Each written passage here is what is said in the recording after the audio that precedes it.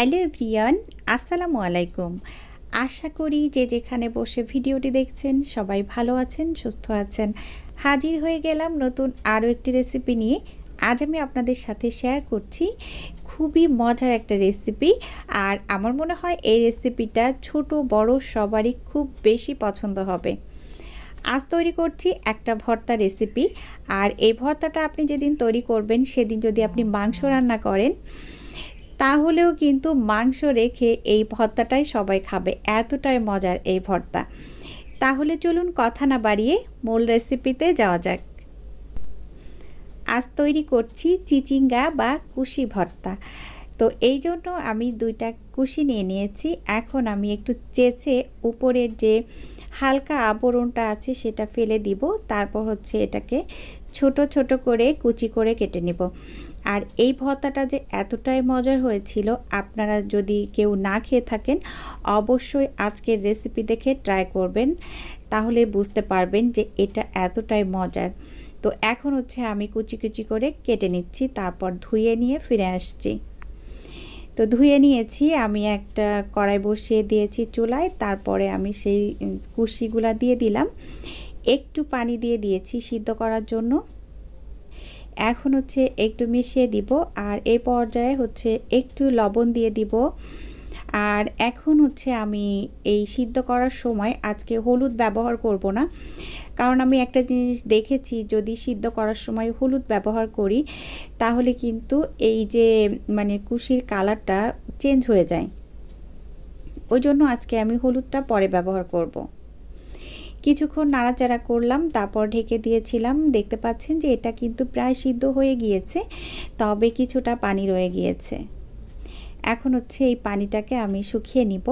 তো এই পর্যায়ে এখানে কিছু জিনিস দিয়ে দিচ্ছি। আমি এখন দিয়ে দিলাম হচ্ছে একটু চিংড়ি মাছ। আর এই চিংড়ি মাছটা দেওয়ার জন্যই কিন্তু এই ভর্তার টেস্ট অনেক গুণে বেড়ে যায়। চিংড়ি মাছটা দিয়ে আমি একটু কিছু সময় নাড়াচাড়া করে মিশিয়ে দিলাম। তারপর এখন এই পানিটাকে একটু শুকিয়ে নিচ্ছি। যখন পানিটা কিছুটা শুকিয়ে গিয়েছে তখন দিয়ে দিচ্ছি এখানে হচ্ছে ভর্তার জন্য কাঁচামরিচ। আর এখানে আমি আজকে কাঁচামরিচ দিয়েছি, আপনারা চাইলে কিন্তু শুকনো মরিচও দিতে পারেন। এখন দিয়ে দিচ্ছি রসুন, আর দিয়ে দিব হচ্ছে পেঁয়াজ। তো আসলে আজকে আমি হচ্ছে পেঁয়াজ রসুনটা এইভাবে দিচ্ছি যাতে করে একটু হালকা সিদ্ধ হয়ে যায়, সেই জন্য। আর যদি আলাদা করে পেঁয়াজ রসুন দিয়ে করতাম তাহলে যেটা হতো, আমাকে আবার পেঁয়াজ রসুনটাকে ভালো করে একটু ভুনে নিতে হতো আর কি মশলাটা। ওই জন্য আমি এইভাবে দিয়ে দিলাম। আর এখন হচ্ছে এই যে পানিটা আছে একটু শুকিয়ে নিব। তারপর যখন ঠান্ডা হয়ে যাবে তখন আমি ব্লেন্ডারে ব্লেন্ড করে নিয়ে ফিরে আসব। এখন চলে আসলাম ভর্তাটা তৈরি করতে। তো কড়াই বসিয়ে দিয়েছি, গরম হয়ে গেছে যখন, তখন দিয়ে দিচ্ছি তেল। আর তেলটা যখন গরম হয়ে গিয়েছে তখন এখন দিয়ে দিচ্ছি হচ্ছে সেই কুশি বা চিচিঙ্গার পেস্ট। আর এইভাবে যদি আপনি ভর্তা খেয়ে দেখেন, সেই ভর্তার স্বাদ আসলে মুখে লেগে থাকবে। তো আমি সবটুকু দিয়ে দিয়েছি। এখন হচ্ছে হলুদ দিচ্ছি, আর দিয়ে দিচ্ছি একটু লবণ, কারণ একটু লবণটা কম হয়েছে, আমি একটু চেক করে নিয়েছিলাম।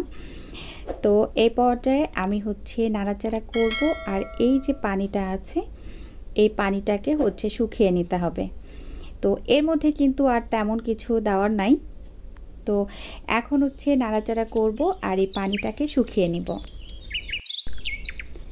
এরই মধ্যে কিন্তু শুকিয়ে গিয়েছে, আর ভর্তাটা কিন্তু প্রায় হয়ে এসেছে, এখনও কিন্তু হয় নাই, এখনও বাকি আছে। তো এই পর্যায়ে হচ্ছে একটু চেক করে নিতে হবে যে এটা হয়েছে কিনা। আপনি কিভাবে বুঝবেন? যখন আপনার কড়াই থেকে একেবারেই উঠে যাবে তখন বুঝবেন যে ভর্তাটা হয়ে গিয়েছে। তো এটা কিন্তু এখনও পারফেক্টভাবে হয় নাই। এই পর্যায়ে আমি একটু জিনিস ব্যবহার করব।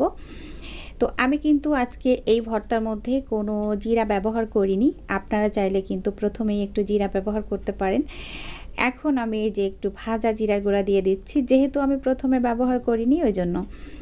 আর এখন এখানে একটু দিয়ে দিচ্ছি আমি হচ্ছে এই সামান্য পরিমাণ, এটা হচ্ছে পেঁয়াজ বেরেস্তা। আর এই বেরেস্তা দিলে আসলে সুন্দর একটা ফ্লেভার আসে। আর একটু দিয়ে দিলাম সরিষার তেল লাস্ট পর্যায়ে এসে। এখন হচ্ছে আমি একটু নাড়াচাড়া করব আর হচ্ছে এটাকে আরও কিছু সময় একটু জাল করে নিব। আমরা কিন্তু ভর্তা অনেক রকমের করে খেয়ে থাকি, আমিও কিন্তু অনেক রকমের ভর্তা খেয়েছি, বাট আমার কাছে এই ভর্তাটা বেস্ট লেগেছে, তাই আমি আপনাদের সাথে আজকে শেয়ার করেছি। তো ভর্তাটা কিন্তু অলরেডি হয়ে গিয়েছে, এখন আমি সার্ভ করে নিব। তারপর হচ্ছে আরও কিছুটা পেঁয়াজ বেরেস্তা দিব আর কি উপরে। তো যাই হোক, এতক্ষণ যারা আমার সাথে ছিলেন সবাইকে অসংখ্য অসংখ্য ধন্যবাদ। সবাই ভালো থাকবেন, আমার জন্য দোয়া করবেন। আগামী রেসিপি দেখার আমন্ত্রণ জানিয়ে বিদায় নিচ্ছি। আল্লাহ হাফেজ, আসসালামু আলাইকুম।